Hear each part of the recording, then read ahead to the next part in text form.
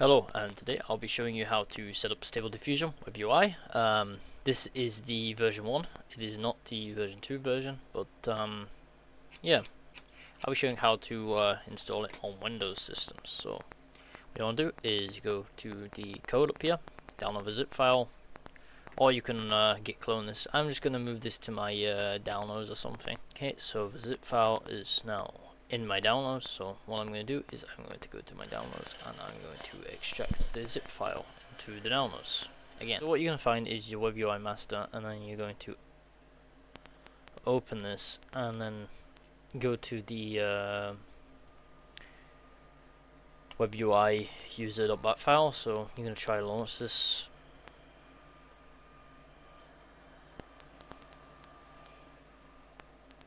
See, you get this this message, but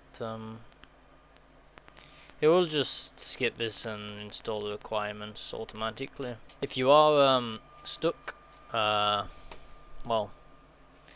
this is not really an up-to-date document anymore, so there's no like update or run anymore. So yeah. It'll just launch it anyway, despite your Python version. So you just want to make sure you have, you want to make sure you have the Python version installed.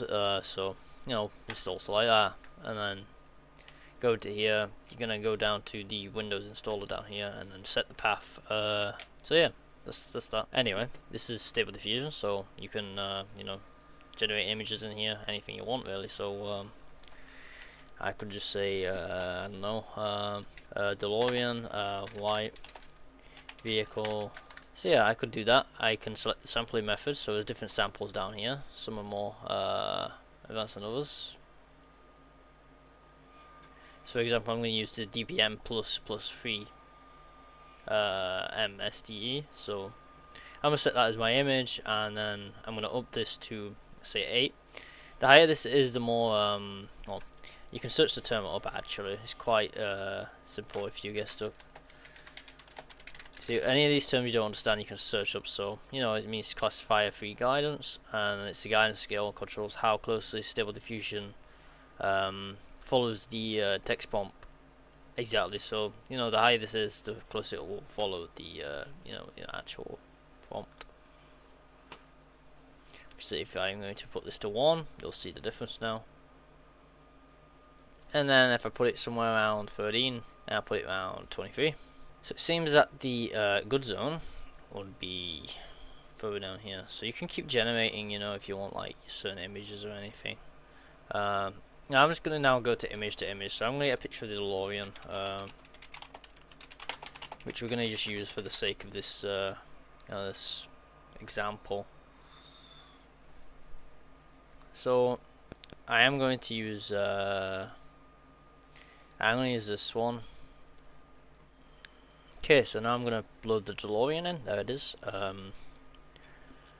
Now we can input a prompt to change it. So I could say something like change the car exterior to blue. And remember, if you say like not to do something, it will do something. So you need to make sure you don't include like a not in here. So the diagnosing strength is like how much things will deviate from kind of what you've done. So yeah, you can use all these different models, so I can try to show you what's best. And obviously, more sampling will take more time, which is more use a lot more of your GPU. Temperature will go up, which is pretty normal. So you can also resize the image. There you go. So I have now a different DeLorean. Now the back is a little messed up, but yeah, if we keep on doing sample sizes, for example, if I just do something ridiculous like 100 samples, we can also do inpainting. So, for example, things you want to, or the things you want to change rather, we will we will highlight. So, I think there might be a way to, yeah, we can change the brush size. Okay, that's cool. Yeah, so this little thing up here can change the brush size. You might not be able to quite see it at the resolution of the video, but yeah. Yeah, so we want to change the front of the car now, for instance. So we might do something like that. So you see everything at the front of the car will change. Everything at the back of the car will stay the same. So the Mosaic tab is pretty new. Back in the day, this used to be just added to Stable Diffusion. Now it's a extension. So you can search for Outpaint and then Mosaic Paint should come up here. And you're going to install it and then reload Stable Diffusion, restart the bat file, restart your terminal, etc. Then the Mosaic tab should appear. You're going to load this and then you can just type in Outpaint or something.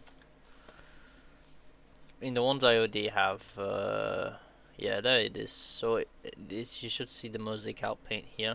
So what you're going to do is you're going to install this. And you're going to go to whatever image you want to extend. So I'm going to use this image. I'm going to up these a little, see what happens. I'm going to keep these the same, and I'm going to process it. So now I'm going to do left 2. I'm going to do up 2. I'm going to do down 2. We should see once we've done this, the mask should move. So it's just like this up and down. The mask overlap, I mean, not the mask feathering. You should see this shrink to 0. We're back. This should shrink. This is the image in the center. So what I'm going to do is I'm going to keep it like 0.05, I think. 0.1. That's where the mask is. So if we send it to the InPaint, then we should see our mask in here. So I'm going to send this to InPaint now, and I'm going to use my old description. You can generate this using Clippy or this other tool here, and then a little box thing. So what I'm going to do is I'm going to generate now. Yes, so you want to make sure you got input InPaint mask on, or it's going to go do the inside instead. And there we go. We've generated our selected image from the previous image we had, which we filled in.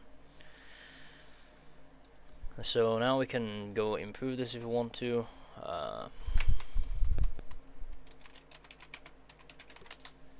Add a refiner to it as well.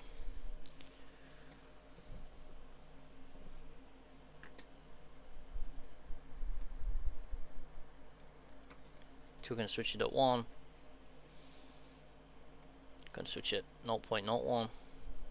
So yeah, that's how you basically outpaint. So for instance, now you want to remove the background. Now I just tend to use Gimp for my editing. So if you want, you can go online, download Gimp, and you want to download it directly rather onto your computer, and then go into File, open your image. Mine is saved in Downloads, so I'm going to go to my Downloads. I'm going to open this, and then I'm going to use the free tool up here, so third to the top, and I can trace around this. So I'm going to really zoom in, and then I can trace around the image here. Of course, if you go wrong, you can just click backspace, and it will delete your previous movement with the free tool.